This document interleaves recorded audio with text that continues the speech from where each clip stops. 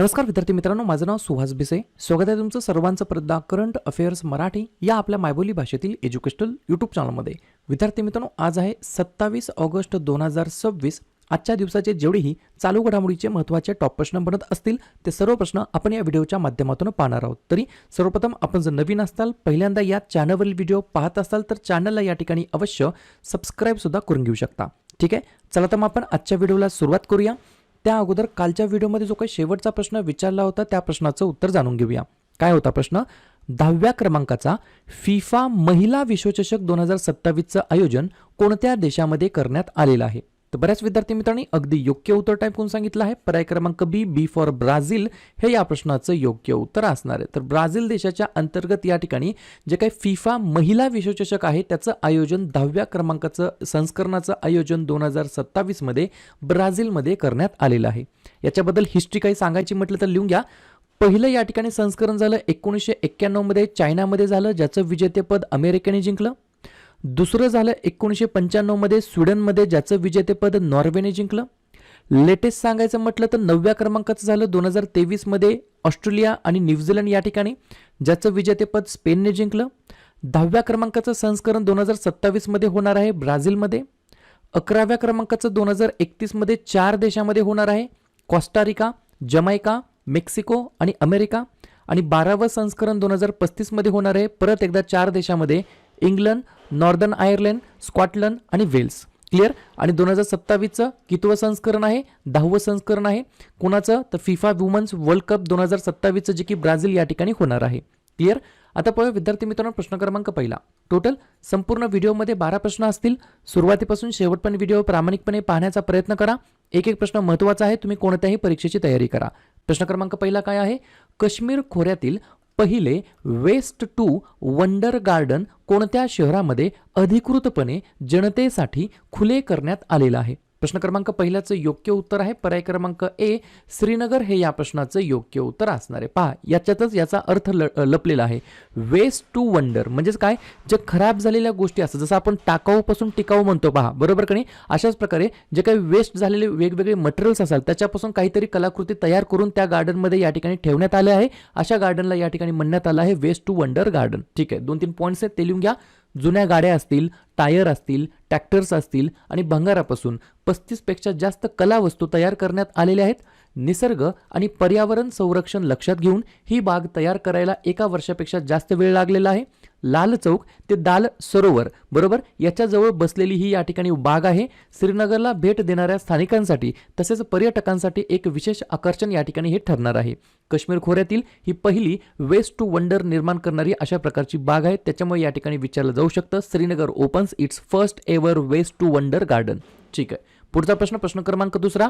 भारताचे पहिले non GMO high expansion popcorn मका संकरित बियाणे कोणत्या राज्यामध्ये सादर करण्यात आलेले आहेत? साधी गोष्ट, आपले जे काही पॉपकॉर्नसाठी जे काही कणसाची मका असते, आपण ज्याला मका बोलतो, त्याला या ठिकाणी संकरित बियाणे कोणत्या राज्यामध्ये सादर करण्यात आली आहेत? तर 2 नंबरच्या प्रश्नाचं योग्य उत्तर आहे पर्याय क्रमांक डी, आंध्र प्रदेश हे या प्रश्नाचं योग्य उत्तर असणार आहे. लक्षात घ्या, देशाचे उपराष्ट्रपती CP राधाकृष्णन यांच्या हस्ते याचं लोकार्पण झालं आहे. त्याच्यामुळे हा प्रश्न महत्त्वाचा ठरू शकतो. आणि हा जो काही सादर करण्यात आलेला आहे मका संकरित बियाणे, याच्या मागचा उद्देश काय? तर लिहून घ्या. परदेशी आयातीवरील मक्याचे व बियाणांचे अवलंबित्व कमी करणे आणि शेतकऱ्यांचे उत्पन्न वाढवणे हा याच्या मागचा मुख्य उद्देश आहे, पर्पज आहे. तर पर्याय क्रमांक डी, आंध्र प्रदेश या ठिकाणी विद्यार्थी मित्रांनो भारताचे पहिले non GMO high expansion popcorn मका संकरित बियाणे या ठिकाणी सादर करण्यात आलेले आहेत. आंध्र प्रदेश. स्थापना 1 नोव्हेंबर 1953. मुख्यमंत्री N चंद्रबाबू नायडू, राज्यपाल S अब्दुल नजीर आणि राजधानी अमरावती. 3 महत्त्वाचे राष्ट्रीय उद्यान व्यंकटेश्वरा, पापीकोंडा, राजीव गांधी आणि 3 महत्त्वाचे धरण सोमशिला, श्रीशैल्यम, नागार्जुना सागर.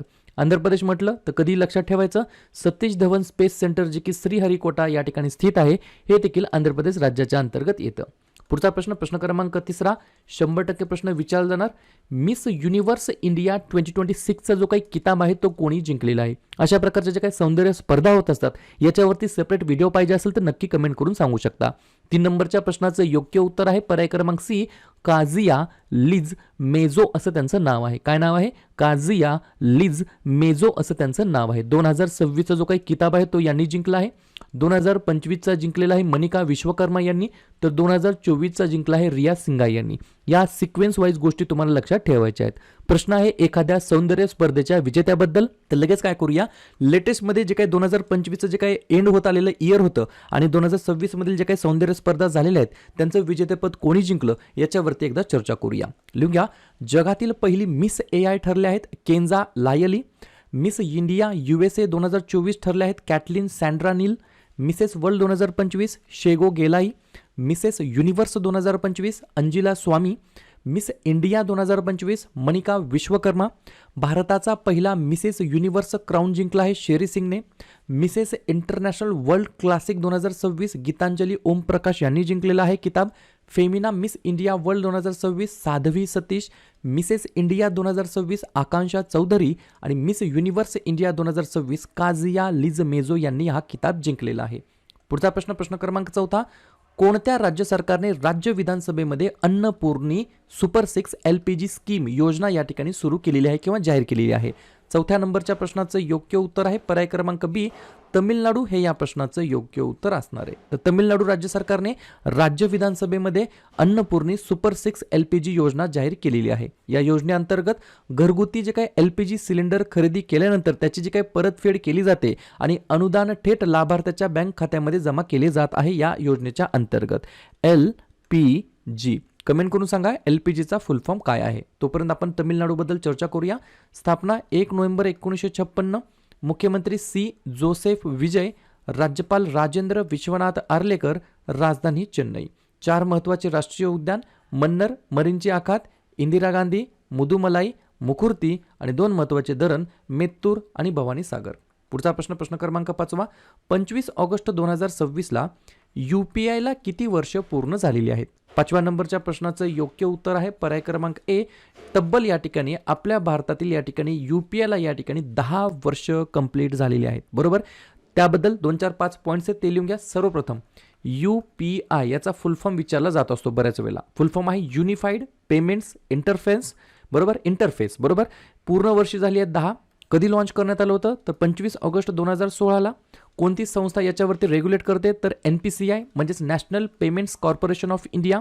नियामक कोण करतं यावर तर रिझर्व्ह बँक ऑफ इंडिया. आंतरराष्ट्रीय स्तरावर बघितलं तर 11 देशांमध्ये या ठिकाणी कार्यरत आहे UPI. IMFने मान्यता दिली आहे जगातील सर्वात मोठी रिअल टाइम पेमेंट सिस्टम आहे म्हणून. भारताची UPI प्रणाली प्रदेशामध्ये जे काही परदेश आहेत त्याच्यामध्ये मुख्य पेमेंट इन्फ्रास्ट्रक्चर म्हणून लागू करणारा नेपाळ हा पहिला देश ठरला आहे. बरोबर. सिंपल गोष्ट आहे, UPI लागू करणारा बाहेरचा पहिला देश कोणता आहे तर नेपाळ हा देश आहे. आणि त्याच्यानंतर France, UAE, Singapore, Mauritius, Sri Lanka, Bhutan, Qatar, Cambodia, Greece अशा वेगवेगळ्या देशांमध्ये UPI सिस्टम या ठिकाणी सुरू करण्यात आलेली आहे. पुढचा प्रश्न, कोणत्या राज्य सरकारने राज्यभरातील शाळांमध्ये AI म्हणजेच कृत्रिम बुद्धिमत्ता शिक्षण सुरू करण्यासाठी AI अक्षर अभियान जाहीर केलेलं आहे? 6व्या नंबरच्या प्रश्नाचं योग्य उत्तर आहे पर्याय क्रमांक डी कर्नाटक हे या प्रश्नाचं योग्य उत्तर असणार आहे. लक्षात घ्या, या उपक्रमाचा उद्देश विद्यार्थ्यांना तंत्रज्ञान विषयक कौशल्यांनी सुसज्ज करणे आणि त्यांना जागतिक स्तरावर स्पर्धा करण्यासाठी कॅपेबल करणे, तयार करणे हा याच्या मागचा मेन पर्पज आहे, उद्देश आहे. तर पर्याय क्रमांक डी कर्नाटक या ठिकाणी AI अक्षर अभियान या ठिकाणी जाहीर केलेलं आहे. कर्नाटक. स्थापना 1 नोव्हेंबर 1956. मुख्यमंत्री DK शिवकुमार. राज्यपाल थावरचंद गेहलोत. राजधानी बेंगलुरू. 4 महत्त्वाचे राष्ट्रीय उद्यान बांदीपूर, कुद्रेमुख, अंशी, बॅनरघट्टा आणि 5 महत्त्वाचे धरण तुंगभद्रा, कदरा, अलमाटी, कृष्णाराजा आणि नारायणपूर. पुढचा प्रश्न, प्रश्न क्रमांक 7. भारत चीन 25वी सीमा वार्ता कोठे आयोजित करण्यात आलेली आहे? 7व्या नंबरच्या प्रश्नाचं योग्य उत्तर आहे पर्याय क्रमांक सी फॉर चीन. चायना या ठिकाणी विद्यार्थी मित्रांनो 25 ऑगस्ट 2026 रोजी बीजिंग या ठिकाणी आयोजित करण्यात आली होती. कशाची तर भारत चीन 25वी सीमा वार्ता, ज्याच्यामध्ये भारतीय विशेष प्रतिनिधी म्हणून राष्ट्रीय सुरक्षा सल्लागार अजित डोवालजी यांनी या ठिकाणी सहभाग नोंदवलेला होता आणि चीनच्या साईडने होते परराष्ट्र मंत्री वांग ई असं या ठिकाणी चीनच्या परराष्ट्र मंत्र्यांचं नाव आहे. ही जी काही बैठक होती याच्या मागचा उद्देश काय तर भारत चीन सीमा प्रश्न सोडवणे. याच्यामध्ये काय काय होणार तर सीमा प्रश्न, सीमावर्ती भागातील शांतता, द्विपक्षीय व प्रादेशिक मुद्दे. याच्यामध्ये एक लाईन आहे भारत सीमेच्या अंतर्गत ज्याला म्हणता येईल LAC आणि LACचा फुल फॉर्म काय लाईन ऑफ ॲक्च्युअल कंट्रोल. बरोबर. जी की या ठिकाणी प्रत्यक्ष नियंत्रण रेषा असं मराठीमध्ये म्हणता येईल, ज्याची लांबी जवळपास 3488 किलोमीटर एवढी त्याची LACची लेंथ आहे, लांबी आहे इन किलोमीटर. ठीक आहे. पुढचा प्रश्न क्रमांक 8. उत्तर प्रदेशातील कौन्सिल शाळांमधील इयत्ता 6वी ते इयत्ता 8वीच्या विद्यार्थ्यांमधील शैक्षणिक तफावत कमी करण्यासाठी कोणता कार्यक्रम राबविण्यात येणार आहे? 8व्या नंबरच्या प्रश्नाचं योग्य उत्तर आहे पर्याय क्रमांक बी, LEP. आणि LEPचा फुल फॉर्म काय? Learning enhancement program. बरोबर, 2 पॉईंट लिहून घ्या. उत्तर प्रदेशातील परिषद शाळांमध्ये या ठिकाणी विद्यार्थी मित्रांनो शिकणाऱ्या दुर्बळ मुलांना मुख्य प्रवाहामध्ये आणण्यासाठी एक विशेष धोरण अवलंबिले जाणार आहे. यामुळे या वर्गातील मुलांमधील शिक्षणातील तफावत कमी करण्यासाठी या ठिकाणी मदत होणार आहे. ही गोष्ट मला लक्षात ठेवायची आहे. लेप जो काय नावाचा प्रोग्राम आहे तो या ठिकाणी राबवण्यात येणार आहे, ज्याचा फुल फॉर्म आहे LEPचा लर्निंग एन्हान्समेंट प्रोग्राम. उत्तर प्रदेशमध्ये सुरू करण्यात येणार आहे. उत्तर प्रदेश राज्याची स्थापना 24 जानेवारी 1950 झाली. मुख्यमंत्री आहेत आदित्यनाथ योगी, राज्यपाल आहेत आनंदीबेन पटेल, राजधानी आहे लखनौ. 2 महत्त्वाचे राष्ट्रीय उद्यान दुधवा आणि पिलीभीत आणि एकच महत्त्वाचं धरण रिहंद नावाचं. पुढचा प्रश्न क्रमांक 9. KN-30 हे कोणत्या देशाने विकसित केलेले बॅलिस्टिक क्षेपणास्त्र आहे? 9व्या प्रश्नाचं योग्य उत्तर आहे या ठिकाणी पर्याय क्रमांक ए, उत्तर कोरिया, नॉर्थ कोरिया. बरोबर, तर नॉर्थ कोरियाने या ठिकाणी KN-30 नावाचं जे काही विकसित केलेलं बॅलिस्टिक क्षेपणास्त्र आहे. युक्रेनच्या संरक्षण गुप्तचर संस्थेच्या अहवालानुसार रशियाला उत्तर कोरियाचे KN-30 बॅलिस्टिक क्षेपणास्त्र पहिल्यांदाच मिळालेले आहे. हे घन इंधन इंजिनवर चालणारे एक कमी पल्ल्याचे बॅलिस्टिक क्षेपणास्त्र आहे. हे क्षेपणास्त्र जमिनीवरील एका फिरत्या प्रक्षेपणावरून देखील प्रक्षेपित केलं जाऊ शकतं, एवढी याची कॅपॅबिलिटी आहे.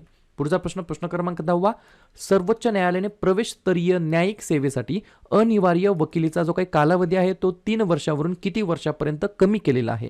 तर 10व्या नंबरच्या प्रश्नाचं योग्य उत्तर आहे पर्याय क्रमांक डी, 3 वर्षाहून डिक्रीज करून 1 वर्ष करण्यात आलेला आहे. 2 पॉईंट लिहून घ्या. निवड झालेल्या उमेदवारांना न्यायालयाचे अध्यक्षपद भूषवण्याची परवानगी देण्यापूर्वी 1 वर्षाचे अनिवार्य न्यायिक प्रशिक्षण घ्यावे लागेल. उमेदवारांना न्यायालयीन अनुभव मिळावा यासाठी न्यायालयाने न्यायिक अधिकाऱ्यांच्या हाताखाली संरचित लिपिक पद किंवा व्यावहारिक अनुभवाची देखील सुरुवात या ठिकाणी केलेली आहे या अनुषंगाने. पुढचा प्रश्न, शास्त्रज्ञांनी अलीकडेच शोधलेल्या आकाशगंगेतील सर्वात वेगवान ताऱ्याचे नाव काय आहे किंवा काय ठेवलेलं आहे किंवा त्यांना काय म्हणून रिकग्नाइज करण्यात येणार आहे? तर पर्याय क्रमांक सी, S31. काय? S31 असं या ठिकाणी फास्टेस्ट जे काही तारा आहे त्याचं या ठिकाणी नाव ठेवण्यात आलेलं आहे. अशा प्रकारे शेवटचा प्रश्न क्रमांक 12. वर्ल्ड हॅपीनेस रिपोर्ट जागतिक आनंद अहवाल 2026 मध्ये भारताचा कितवा क्रमांक आहे? तर आपल्या प्यारा भारताचा या ठिकाणी विद्यार्थी मित्रांनो 116वा क्रमांक आहे. ही गोष्ट मला लक्षात ठेवायची आहे आणि याच्यामध्ये परत एकदा फिनलँड नावाचा जो काही देश आहे त्या देशाने अव्वल स्थान प्राप्त केलेलं आहे. ही गोष्ट मला लक्षात ठेवायची आहे. तर वर्ल्ड हॅपीनेस रिपोर्ट 2026 मध्ये भारताची रँकिंग किती आहे? 116, 116वी रँक आहे. ठीक आहे, तर अशा प्रकारे विद्यार्थी मित्रांनो हे होते 12 प्रश्न. उपक्रम कंटेंट हा जो काही प्रयत्न आपण सुरू केला आहे मराठी भाषेमध्ये कसा वाटतो अवश्य कमेंट करत चला. आणि तुमच्यासाठीचा आजचा खास प्रश्न, लॉझॉन डायमंड लीग 2026 मध्ये पुरुषांच्या भालाफेक स्पर्धेचा जो काही विजेता आहे तो कोणता खेळाडू ठरलेला आहे? रोमेश थरंगा पाथिरागे, नीरज चोप्रा, अँडरसन पीटर्स की वरील सर्व? तर ज्या पण विद्यार्थ्यांनी या प्रश्नाचं योग्य उत्तर येत असेल त्या प्रश्नाचं उत्तर तुम्ही कमेंट बॉक्समध्ये टाईप करण्याचा प्रयत्न करा. प्रश्नाचं उत्तर चुकू द्या, बरोबर येऊ द्या, काहीच हरकत नाही. ट्राय करणं, प्रयत्न करणं हे सर्वात जास्त महत्त्वाचं आहे. आणि दुसऱ्या दिवशी येऊन आपण दिलेल्या प्रश्नाचं उत्तर हे बरोबर आले की चुकलं, दुसऱ्या दिवशी येऊन नेहमी चेक करणं, अभ्यासामध्ये कन्सिस्टन्सी मेंटेन ठेवणं हे सगळ्यात जास्त महत्त्वाचं ठरणार आहे. तर लगेच काय करूया, ऑगस्ट महिन्यातील जेवढेही महत्त्वाचे दिवस असतील त्याच्यावरती आपण एकदा रिव्हिजन टाकूया. लिहून घ्या. 1 ऑगस्टला राष्ट्रीय पर्वतारोहण दिवस, लोकमान्य टिळक पुण्यतिथी, अण्णाभाऊ साठे जयंती, वर्ल्ड वाईड वेब डे आणि जागतिक फुफ्फुसाचा कर्करोग दिवस. 1 ऑगस्ट ते 7 ऑगस्ट हा सप्ताह आपण जागतिक स्तनपान सप्ताह म्हणून साजरा करतो.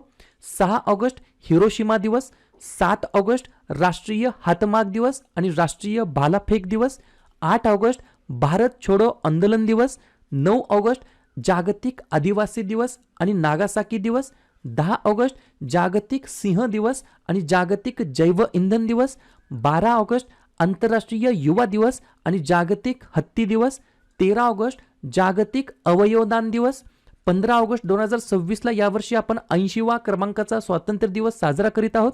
19 ऑगस्ट जागतिक छायाचित्रण दिवस आणि जागतिक मानवतावादी दिवस, 20 ऑगस्ट भारतीय अक्षय ऊर्जा दिवस, 26 ऑगस्ट महिला समानता दिवस आणि 29 ऑगस्ट राष्ट्रीय क्रीडा दिवस. क्लिअर?